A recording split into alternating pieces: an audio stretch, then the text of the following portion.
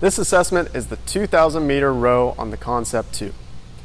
So before we get started, you're going to want to go into the monitor settings and find the workout that is the 2,000 meter row. This will set up your clock so that as soon as you hit your 2,000 meters, it gives you a very specific time that you completed it.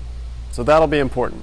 You also want to set your damper on the side to whatever it is that you're normally doing on a distance row.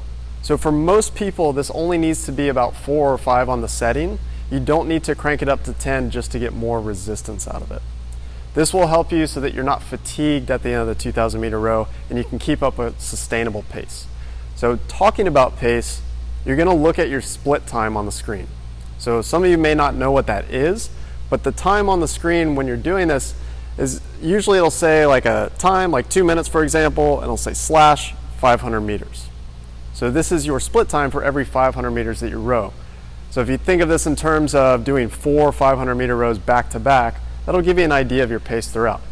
So the goal is that your split time is consistent throughout this 2,000 meter row. You don't want to start out with a really low time, going really fast and pulling hard, and then end up with a much slower time where you're just fatigued halfway through.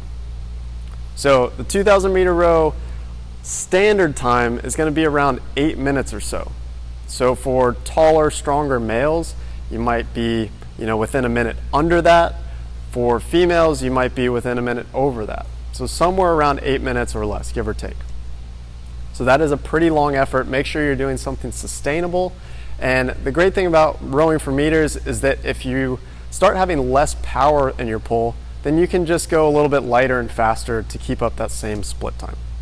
So those are some tips to attack this 2,000 meter row. When you get to that last couple hundred, make sure you go all out and get every second out of this that you can. So good luck on this test, and we'll see you next time.